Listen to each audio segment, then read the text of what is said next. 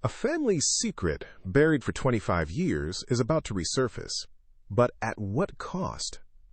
For Victoria Caldwell, the matriarch, 25 years had passed in a gray, sunless world, each day a quiet elegy for her lost daughter, Iris. The opulent Caldwell estate, a monument to their generational wealth, felt more like a mausoleum, its grand halls echoing with phantom laughter. Her son, Julian Caldwell, had buried his own grief beneath the foundations of an ever-expanding industrial empire.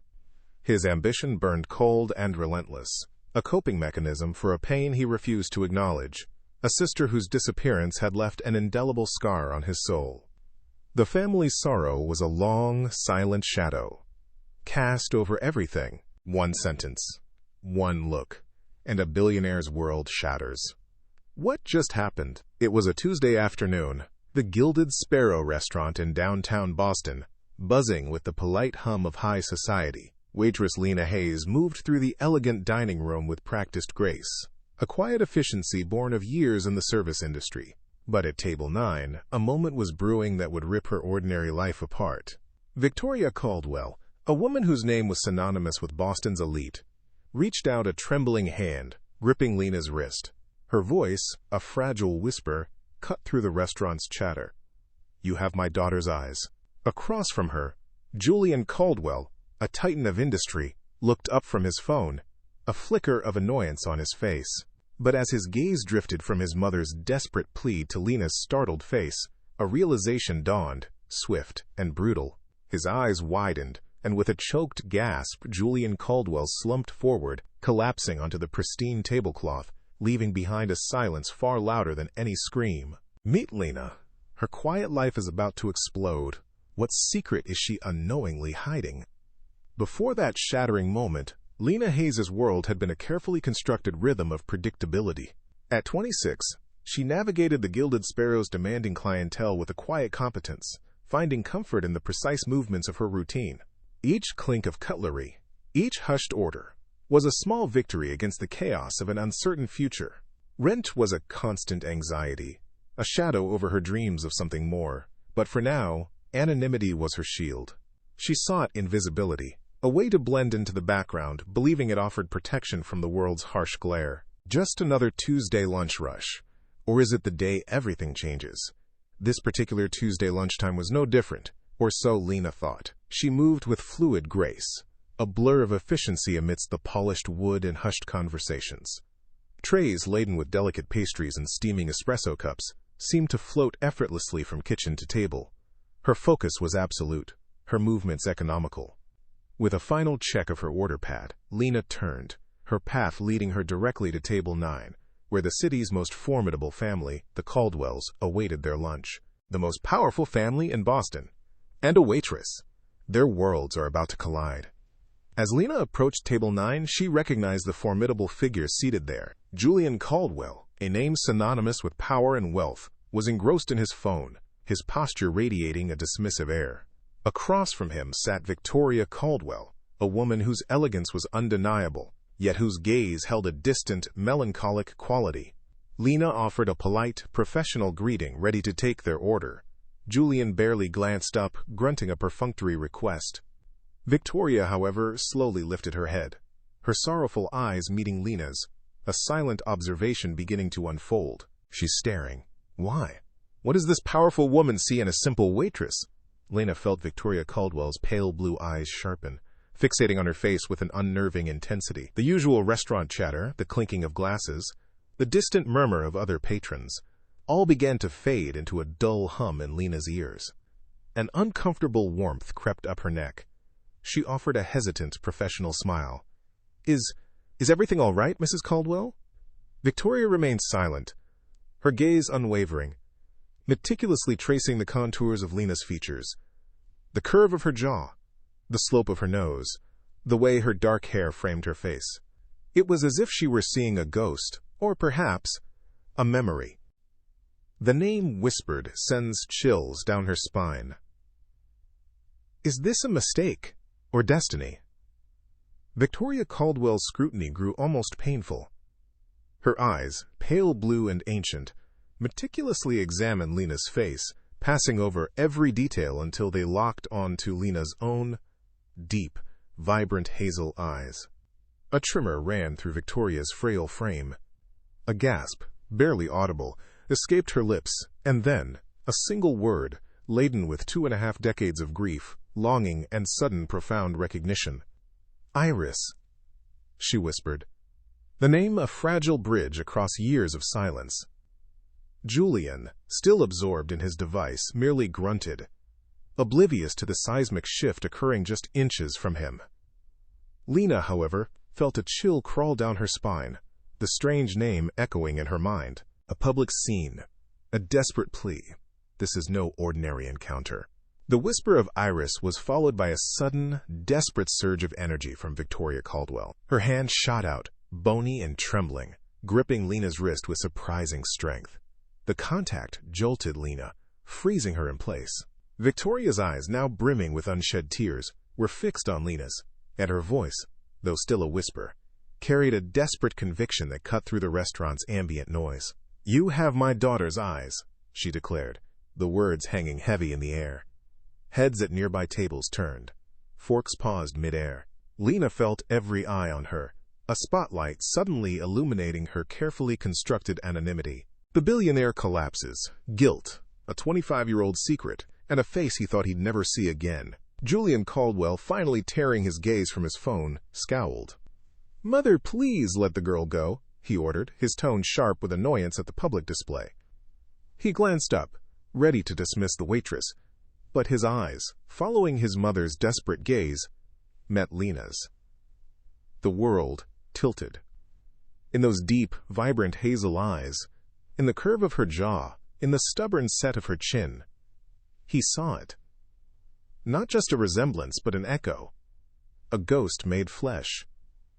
Iris. His sister. The sister he had failed.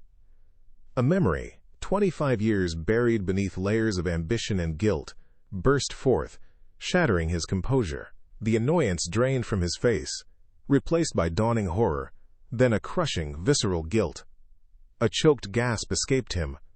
"Iris," he whispered, the name a strangled agony. Then, with a shudder, his eyes rolled back, and the powerful Julian Caldwell, CEO of Caldwell Industries, collapsed, a sudden, heavy thud against the polished floor. The aftermath is chaos. But who is the man in the dark suit, and what does he want with Lena? The gilded sparrow erupted into chaos. Victoria Caldwell shrieked, a sound of pure anguish, scrambling from her seat to her fallen son. Patrons gasped, chairs scraped back, and a flurry of staff rushed forward. Within moments, the blare of sirens pierced the downtown bustle, and paramedics, moving with practiced urgency, swarmed Table 9. Amidst the frantic commands and the flashing lights of emergency services, a man in a dark, impeccably tailored suit moved with calm authority. This was Elias Vance, chief counsel for Caldwell Industries. He gently but firmly guided Victoria away from the scene, his presence a stark contrast to the unfolding pandemonium. Her greatest wish was to be invisible. Now she's the center of a scandal. What next? Lena Hayes stood frozen amidst the wreckage of what had been a perfectly ordinary Tuesday. Her tray had clattered to the floor, forgotten.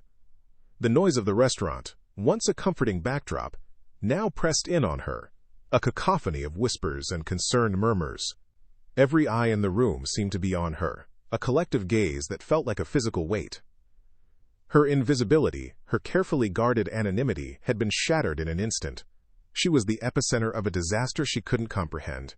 Exposed and vulnerable, her quiet life irrevocably broken. The powerful lawyer's warning. Don't speak to the press. What are they trying to hide? Minutes later, Lena found herself in a quiet corner of the restaurant, away from the immediate chaos, but still under the watchful eyes of several uniformed police officers. Elias Vance, his dark suit unruffled, his expression calm and unreadable, stood before her. "Miss Hayes," he began, his voice clipped and professional, "I am Elias Vance, chief counsel for Caldwell Industries. I need your full name, address, and contact information." He scribbled notes efficiently as Lena, still reeling, provided hesitant answers. He then looked up, his gaze direct and unwavering. "The Caldwell family appreciates your discretion in this matter. Do not, under any circumstances, speak to the press. Is that understood?" The warning hung in the air, a silken threat that left Lena feeling both intimidated and profoundly uneasy. Her feet moved, but Lena Hayes was not truly walking. The Boston sidewalks, usually a familiar rhythm, blurred into a chaotic smear as she navigated the path home. The restaurant's hushed chaos, the paramedics, the dark suit of Elias Vance, all spun like a broken kaleidoscope in her mind. She found herself sitting blankly on her worn sofa, still in her uniform, the scent of gilded sparrow lingering on her. The apartment door clicked open, and Chloe Miller, Lena's best friend and roommate, stepped inside. Chloe's vibrant energy faltered at the sight of Lena's vacant stare. "Elle? What happened? Your manager called, said there was an incident. Are you okay?" Chloe's voice was laced with genuine concern. Lena blinked, shaking her head as if to dislodge the surreal images. "Chloe?" she began, her voice a thin, reedy whisper. "You won't believe it. I was serving table 9, the Caldwells. And the old woman, Victoria, she grabbed my wrist." Lena's voice grew steadier, the words tumbling out in a disjointed rush. "She looked at me, really looked at me, and then she whispered, 'You have my daughter's eyes.' And then Julian Caldwell, the billionaire, he looked too, and he just collapsed. Right there. An ambulance, police, everyone. And this lawyer, Elias Vance, he pulled Victoria away and told me not to talk to anyone." Chloe's eyes widened, her usual playful expression replaced with a mix of disbelief and growing alarm. Chloe stared, her jaw slightly agape. Wait, the Caldwells? The actual Caldwells? And she said, "You have her daughter's eyes?" Elle, that's like something out of a movie. Are you sure you're okay? That must have been terrifying. A billionaire collapsing in front of you, and that crazy thing she said. Chloe trailed off, shaking her head. The absurdity of the situation hung heavy in the air. A bizarre, unsettling cloud that Lena herself was still struggling to comprehend. The next 24 hours were a tense limbo.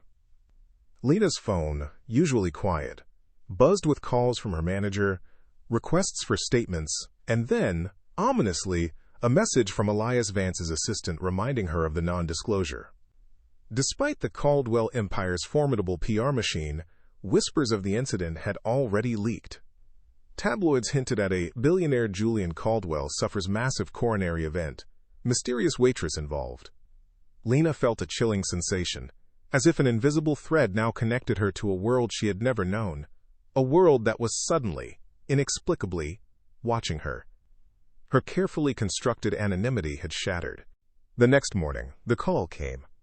Elias Vance's voice, calm and precise, requested a, quote, discreet meeting at the Four Seasons Hotel later that afternoon. Chloe, ever pragmatic, narrowed her eyes. A discreet meeting? At the Four Seasons? Elle, this feels like you're walking into a spider's web. Lena felt a knot of apprehension tighten in her stomach. What could they possibly want? And why did her gut tell her that this wasn't just about a collapsed billionaire? Yet, a strange, undeniable pull urged her forward. Lena dressed in her nicest blouse, a simple cream silk that felt woefully inadequate as she stepped into the breathtaking opulence of the Four Seasons suite. The air was thick with the scent of lilies and money. Victoria Caldwell sat on a plush sofa, looking fragile and even paler than Lena remembered, her gaze distant and sorrowful. Elias Vance stood by a floor-to-ceiling window, his silhouette sharp against the Boston skyline, watching, always watching. Victoria offered a small, wavering smile. "Miss Hayes, please, sit." Her voice was soft, an invitation Lena could not refuse. Victoria clasped her hands, her gaze fixed on Lena. "Julian is stable," she began, her voice a fragile whisper. "The doctors say it was extreme emotional distress. A shock to his system." She paused, her eyes searching Lena's. "The shock, Miss Hayes, was you." Lena flinched, a wave of unexpected guilt washing over her. She had been the unwitting catalyst for a powerful man's collapse. Victoria continued, her voice gaining a quiet strength. "What I said yesterday, it wasn't a delusion. It was a recognition. You see, Miss Hayes, I had a daughter. Victoria's gaze drifted to a framed photograph on a nearby table. A vibrant young woman with a defiant spark in her eyes, unmistakably a Caldwell. Her name was Iris. She disappeared 25 years ago. Victoria's voice cracked, raw pain echoing through the luxurious suite. She was 22, brilliant and beautiful, but headstrong. She had a falling out with her father, a terrible argument, and she left. Just vanished. We searched, we hired the best, but she was never found. Eventually, the law declared her dead, but a mother knows. Lena listened, an involuntary sympathy stirring within her. The woman's grief was a tangible presence, ancient and unhealed. A mother knows, Victoria repeated, her pale blue eyes suddenly sharp and intense, locking onto Lena's. When I saw you, I saw her. Not just the eyes, though they are hers. Exactly hers. It was the way you stood, the tilt of your head, the faint mark on your left cheekbone, just like Iris's. You are the living image of my Iris. Her conviction was absolute, a powerful, unwavering force that threatened to sweep Lena into its current. Lena, however, still clung to the shores of her own disbelief, her own established reality. Lena shook her head, her voice barely a whisper. Mrs. Caldwell, I appreciate your pain, but there must be a mistake. My parents died in a car accident when I was a baby. I was raised in foster care in Oregon. My name is Lena Hayes. She recited her well-worn story, the narrative that had defined her entire life, hoping it would ground her, and Victoria, in reality. It felt like a flimsy shield against the tidal wave of emotion in the room, but it was all she had. Elias Vance, who had been silently observing, stepped forward. His voice was calm, professional, yet held a chilling authority. Miss Hayes, with all due respect, we've conducted some preliminary research into your background since yesterday. You entered foster care at 18 months, found abandoned. Your records state your biological parents, a Hayes couple, died in a car accident. However, we found no record of a fatal car crash involving a couple named Hayes in Oregon, or anywhere else, around the time you would have entered the system. Lena's face drained of color. The ground beneath her feet began to crumble. Victoria's hand reached out, trembling slightly, but Lena instinctively recoiled. We believe, Victoria said, her voice barely audible but imbued with a desperate, profound hope. We believe you are Iris's daughter.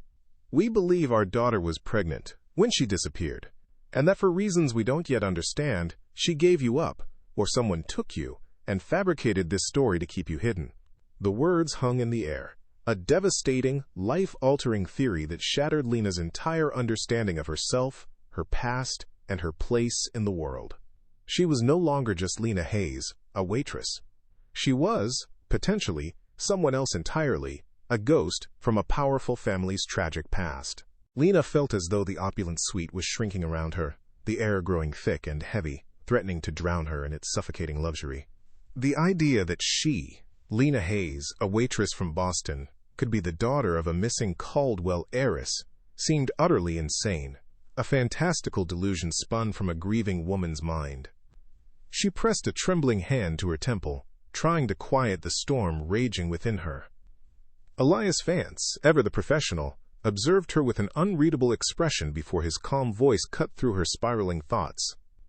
Miss Hayes, he began, his tone measured, for 26 years you've lived with questions about your origins, a blank space where your family history should be. Is this not, perhaps, an answer to that lifelong question? A truth, however unbelievable, that fills that void. His words, delivered with quiet precision, struck a nerve Lena hadn't known was exposed. A flicker of recognition, a dangerous glimmer of hope, ignited amidst her doubt. Victoria Caldwell rose from her armchair, her movements slow and deliberate, imbued with a fragile dignity. She walked towards Lena, her composure, which had held for so long, finally beginning to crack. Her eyes, pale blue and rimmed with unshed tears, fixed on Lena's face. Please, child, she pleaded, her voice a raw whisper. Think of what this could mean. For 25 years, I have lived in a sunless world, shadowed by a grief that never truly healed. Every day, a part of me died with Iris. When I saw you, Lena, you were the first ray of light I have seen in a quarter century. A chance for truth, for answers, for peace. Please." Her hand reached out, a silent, desperate appeal, and Lena felt an overwhelming wave of empathy, a profound connection to this woman's ancient sorrow. Elias Vance stepped forward, subtly interposing himself. His presence, a quiet shift from emotional appeal to practical negotiation. He held a sleek tablet, a document displayed on its screen. "Mrs. Caldwell's request is heartfelt, Miss Hayes," he stated, his voice returning to its clipped, professional cadence. "And the Caldwell family understands the profound intrusion this has been on your life. To that end, we are prepared to offer you $100,000 to agree to a discreet, medically certified DNA test.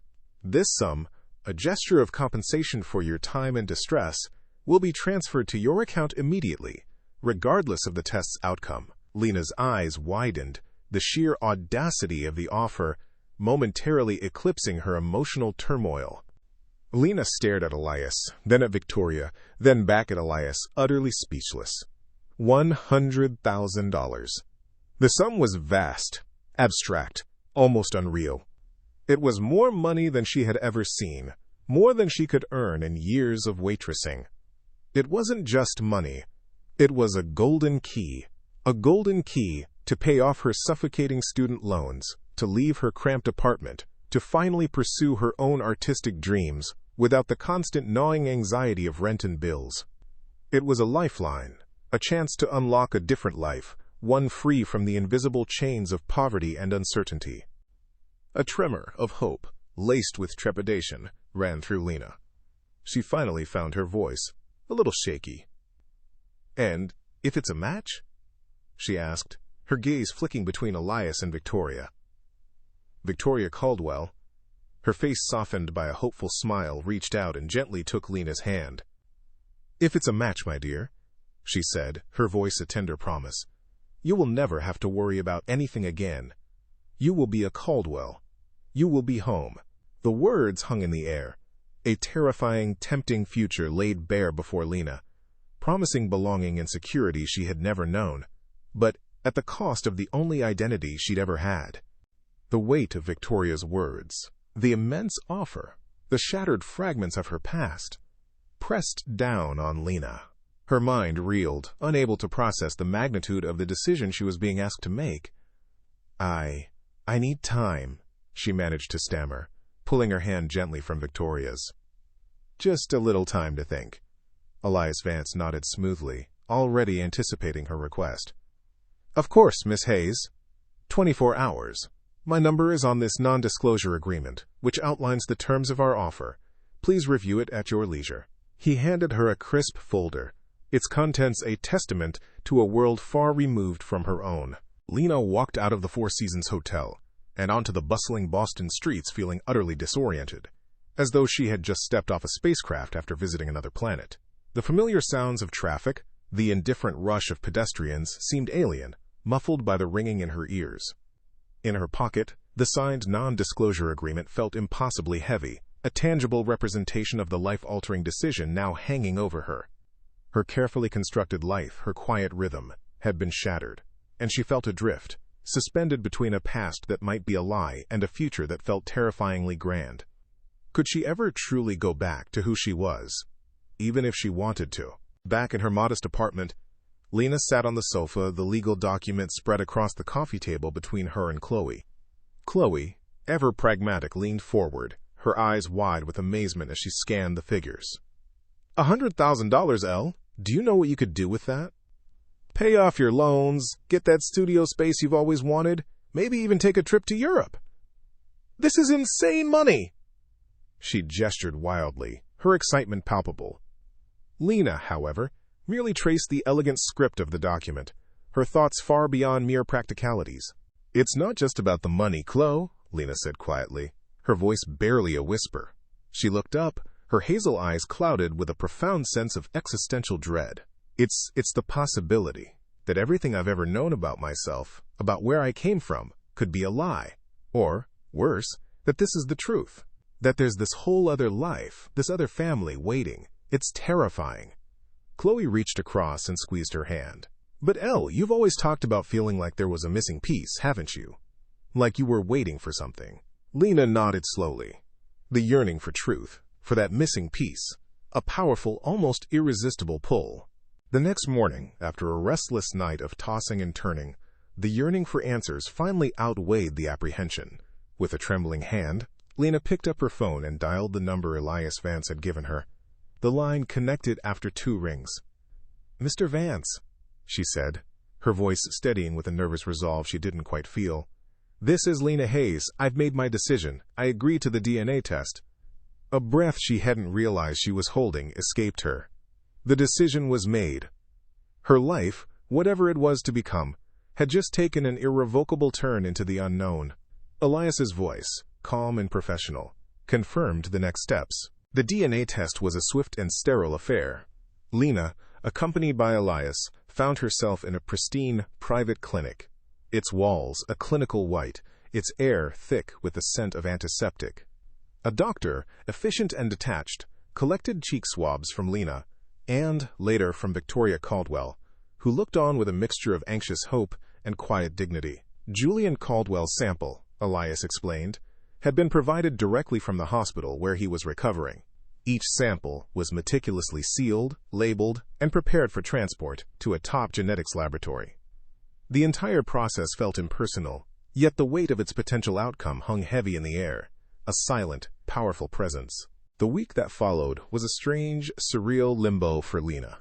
The $100,000, true to Elias's word, appeared in her bank account with a quiet ping, a digit that felt both alien and incredibly real. She paid off her most pressing debts, a wave of relief washing over her, quickly followed by a new, unsettling anxiety. At the Caldwells' insistence, she took a leave of absence from the Gilded Sparrow. Her routine, once a comforting anchor, was now gone. She spent her days adrift in her apartment, staring aimlessly out the window, the city bustling below, oblivious to the profound, life-altering question that hung over her. She was rich beyond her wildest dreams, yet felt more suspended, more undefined than ever before. The waiting was agony. The phone call from Elias Vance had been formal, almost deferential, yet it carried an undeniable undercurrent of expectation. Victoria Caldwell, he explained, wished to see Lena again.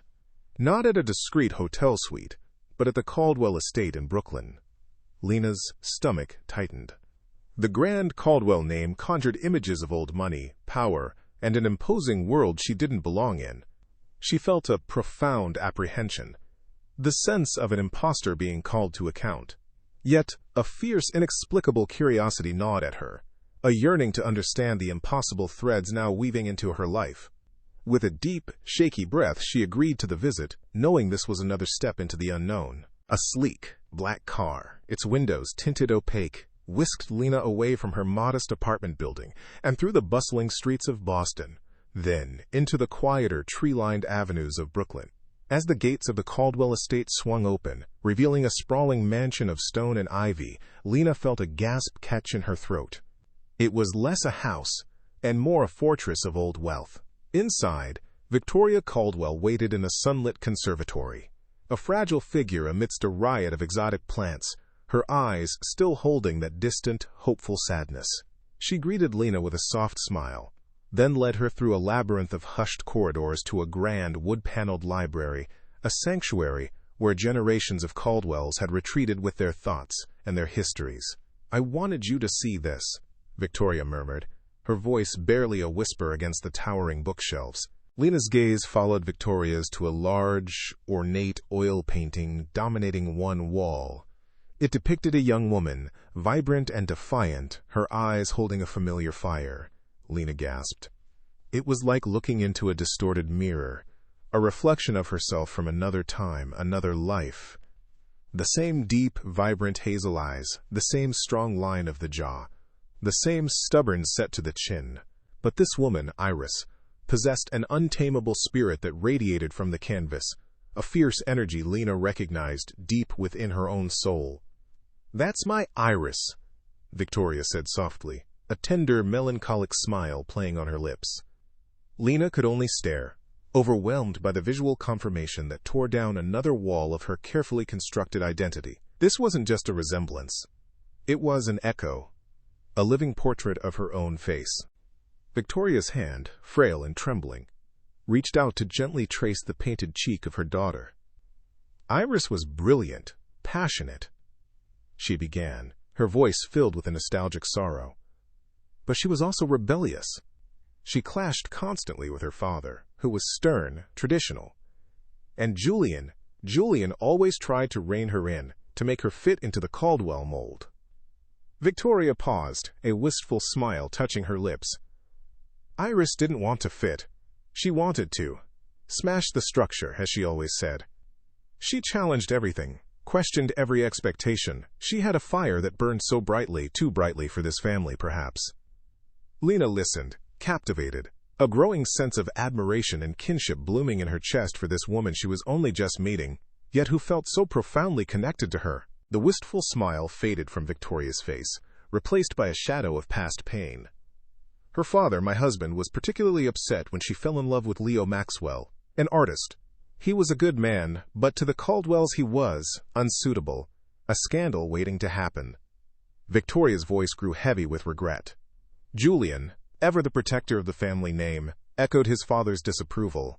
It led to a terrible argument, the worst we'd ever had. Iris screamed that she was leaving forever, that she wouldn't be controlled. She packed a small bag and walked out of this house, into the rainy night. We thought she was just being headstrong, that she'd return. We were wrong. That was the last time we ever saw her.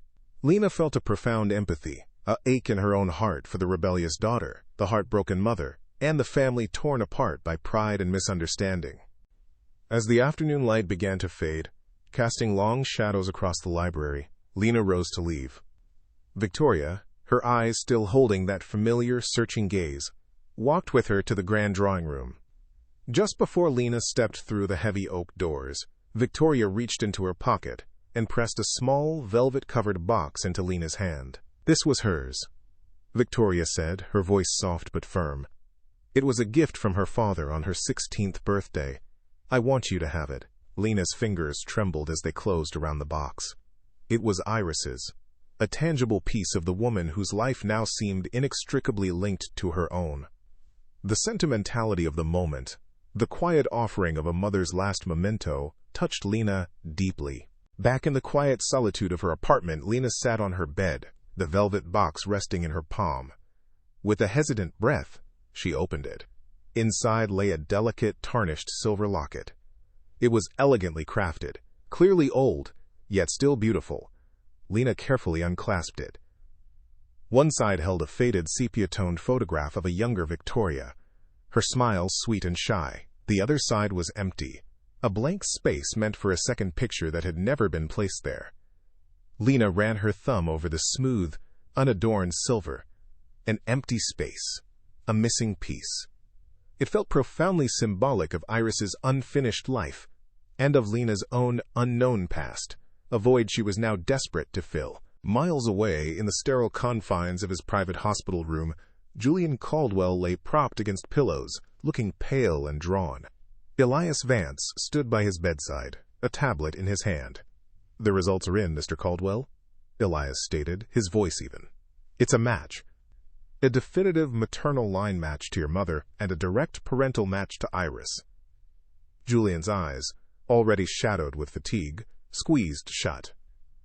A wave of profound dread, cold and consuming, washed over him, banishing any flicker of hope or joy.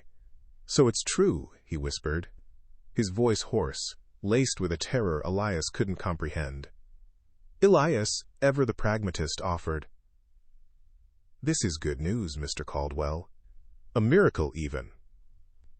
Julian slowly shook his head, a single tear escaping the corner of his eye. "No, Elias," he corrected, his voice barely audible. "It's not. It's a reckoning." He knew, with chilling certainty, that this discovery would unearth more than just a long-lost grandchild. It would unearth a truth he had desperately tried to bury.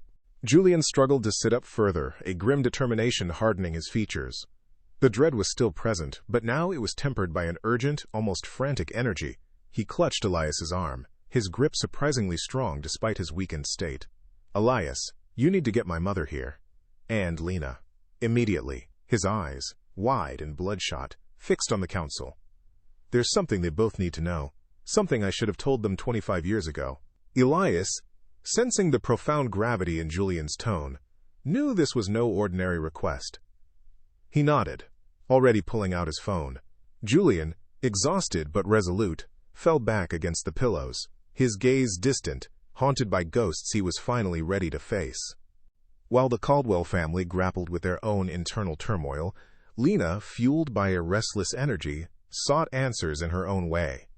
She spent hours at the public library, hunched over dusty microfilm readers, scrolling through old newspaper archives. She found the brief, sanitized reports of Iris Caldwell's disappearance from 25 years ago. The stories were vague, hinting at a family disagreement, a rebellious daughter, and an eventual legal declaration of death. The Caldwell public relations machine had been thorough, scrubbing any hint of scandal or deeper mystery. But Lena, now armed with Victoria's stories and the chilling revelations about her own fabricated past, sensed the omissions, the careful crafting of a narrative designed to protect the powerful, not to find the truth. Her skepticism grew with each carefully worded article. As the days passed, a chilling unease began to settle over Lena. She started noticing things. A sleek, black sedan, parked a block from her apartment, always seemed to be there when she left, and gone when she returned. When she pointed it out to Chloe, her best friend, Chloe just laughed it off. You're paranoid. All this Caldwell drama is getting to you. That's probably just someone's fancy car. But Lena's gut insisted otherwise. The car was too nondescript, too perfectly placed, and its disappearance too swift. Her feeling of being watched intensified. A cold prickle on her skin, even as Chloe tried to reassure her.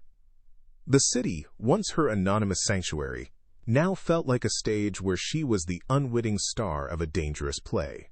One evening, walking home from the library, her mind still reeling from the redacted newspaper articles, Lena took a shortcut down a dimly lit alley.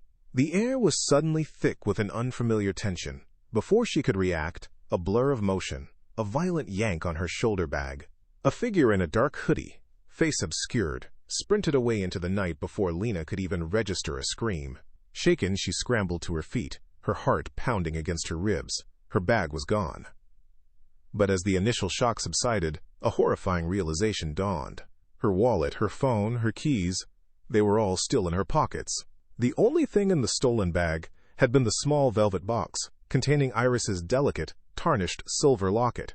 This wasn't a random mugging. They hadn't wanted her money. They had wanted the locket. The phone vibrated in Lena's trembling hand, still slick with the lingering fear from the mugging. She recounted the assault to Elias Vance, the chilling detail of the stolen locket, the only thing she truly understood. Elias listened, his voice a grim, low rumble when he finally spoke. This wasn't random, Miss Hayes. Not with the locket. Someone knows who you are, and they don't want you found. His words were an ice bath. I'm sending a car for you. You'll be staying at the Four Seasons, a secure Caldwell suite. Immediately. Lena didn't argue. Her apartment, once a sanctuary, now felt like a trap, and the urgency in Elias's voice left no room for debate. Within minutes, a sleek black sedan idled outside her building, a silent promise of both protection and escalating danger. In the hushed, cavernous expanse of his Caldwell Tower office, Elias Vance worked through the night, a lone sentinel against the encroaching darkness. His investigation into Iris Caldwell's disappearance kicked into high gear, fueled by Lena's terrifying experience. He unearthed Iris's original, unredacted police file, a document far more detailed and disturbing than the sanitized versions released to the public. There, buried within pages of dismissed leads and overlooked testimonies, was a name that made his blood run cold: Silas Croft. A ruthless real estate magnate, a rival to Caldwell Industries, and a man Iris had briefly dated before she vanished. Witnesses described her fear, her desperate attempts to distance herself. Elias now suspected Iris wasn't running from her family. She was running from Silas Croft. The pieces of a much darker puzzle began to fall into place. Confined to the opulent Four Seasons suite, Lena found sleep elusive. When it did come, it brought fragmented, unsettling dreams. A dark car, its windows streaked with rain, sped down a winding road. The distinct, earthy scent of pine trees filled the air, mingled with something sweet, like lilacs. Then, a woman's voice, humming a lullaby, a melody just beyond Lena's conscious grasp. She would wake with a start, the echo of the tune fading, leaving an ache in her chest. A profound, almost physical sense of loss for something she couldn't remember, someone she didn't know. These elusive visions felt less like dreams and more like whispers from a past she was desperate to reclaim. The air in the Four Seasons suite was thick with unspoken anticipation. Victoria Caldwell sat stiffly, her hands clasped, while Lena paced, her heart a frantic drumbeat against her ribs. Elias Vance's phone rang, a jarring sound in the silence. He answered, his face a mask of professional calm, but his eyes betrayed a flicker of intensity. He listened, nodded, and then slowly lowered the phone. "The lab just called," he announced, his voice steady. "A perfect maternal line match to Victoria. 99.999% probability." He paused, letting the words sink in. "Lena Hayes, you are Iris Caldwell's daughter." Victoria gasped, then choked out a sob, burying her face in Lena's shoulder, tears of overwhelming joy streaming down her face. "My granddaughter, my dear, dear girl." Lena, stunned, felt the foundations of her entire life shift beneath her feet. The overwhelming wave of Victoria's joy receded, leaving Lena with a cold, terrifying clarity. In that moment of profound revelation, the fragmented pieces clicked into place. The feeling of being watched, the black sedan, the locket, so deliberately stolen. These weren't random occurrences, nor was her own paranoia. Someone had known. Someone had been terrified of this exact moment, terrified of her being found. She looked at Elias, her eyes hardening with a fierce, dawning resolve. "Someone tried to keep this a secret, didn't they?" she demanded, her voice low and steady. "Who are they? And what are they so afraid of?" Elias met her gaze, his own expression grim. "That, Lena," he replied, "is what we are about to find out." The luxurious suite suddenly felt like a gilded cage. Lena and Victoria were ushered into Julian Caldwell's private hospital room. The sterile white walls and the hushed medical equipment did little to soften the raw emotion in the air. Julian, once a titan of industry, now looked older, smaller, and utterly haunted by his past. His eyes, though weary, were fixed on Lena, brimming with a profound, almost crushing regret. He struggled to push himself higher on the pillows, his gaze pleading. Victoria sat by his side, her hand gently resting on his arm, her own apprehension mirroring Lena's. The air crackled with the weight of long-buried secrets, finally poised to break free. Julian swallowed hard, his voice strained and raspy. "I wasn't honest about Iris's last day," he confessed, his eyes darting between his mother and Lena. She came back that night, terrified, not running away as we told everyone," Victoria gasped, her hand flying to her mouth. "She had found something," Julian continued, his words heavy with self-recrimination. "A ledger, detailing Silas Croft's money-laundering operations. She confronted him. He threatened her, threatened to destroy our family if she went to the police." Lena's breath hitched. Silas Croft. The name Elias had found. Julian buried his face in his hands, his body shaking. "I didn't believe the full extent of his depravity. I thought she was being dramatic, that she'd overreacted." Julian lifted his head, his eyes red-rimmed and full of self-loathing. "I was a fool, so focused on the family's reputation, on burying the scandal." He admitted that in his misguided attempt to protect the Caldwell name, and perhaps Iris from her own impulsiveness, he had given her $50,000 in cash. He told her to disappear, to start fresh, believing he was offering her an escape. "I thought I was giving her a way out," he choked out. "A chance to escape the family's expectations and Croft's threats. I never imagined. I sent her into a trap." Victoria wept openly, clutching Lena fiercely, as the tragic irony of Julian's actions and the devastating consequences finally revealed themselves. Lena, her mind racing, pieced together the horrifying mosaic. Iris wasn't a reckless runaway, a rebellious daughter who abandoned her family. She was a terrified woman, a protective mother, desperately trying to shield her unborn child from a ruthless criminal. The locket, stolen just days ago, wasn't a random act of petty crime. It was a message, a cruel promise from Croft that he knew. Her eyes, now blazing with a fierce, protective fire, locked with Julian's. "The mugging," she declared, her voice ringing with newfound authority. "Croft knows. He knows I'm here. He's coming for me, just like he came for Iris." Her mother hadn't abandoned her. She had saved her. And now, Lena would fight for her. Julian, fueled by a potent mix of guilt and a desperate need for redemption, directed Elias to unleash the full force of Caldwell Industries on Silas Croft. Lena's fragmented dreams, the scent of pine and lilac, the rainy night, the lullaby, became crucial clues guiding investigators to northern Vermont. Financial forensics uncovered Croft's meticulously hidden payments to a network of fixers in the weeks following Iris's disappearance. A photo of Croft, identified by Lena's chilling recognition of his distinctive ring, triggered a deeper memory, his menacing glare as he threatened Iris. Then, a faded Polaroid found in Lena's original adoption package led them to St. Jude's Church in Danville, Vermont. Records confirmed Lena Hayes' baptism, with Maria Santos, the Caldwells' former housekeeper, listed as godmother. The pieces converged into a devastating truth. Iris, knowing Croft was closing in, had entrusted her infant daughter, along with Julian's money, to Maria, fabricating the car crash story to ensure Lena's safety. Iris had then faced Croft alone at a remote hunting cabin, a cabin that later burned to the ground. Her remains, finally found at the site, confirmed her courageous, heartbreaking sacrifice. As Elias Vance relayed the grim findings to Julian, a lead investigator burst into the secure Caldwell Tower suite, his face pale and urgent. "Croft's private jet just landed at Logan," he reported, breathless. "And his security chief. He's rented the apartment directly across from Lena's old building." Elias's jaw tightened. Lena's blood ran cold. Chloe. Croft was using Chloe as bait. The truth, now fully exposed, had brought the predator back to the surface. Lena's terror for her best friend eclipsed all other emotions. The final showdown was no longer an abstract investigation.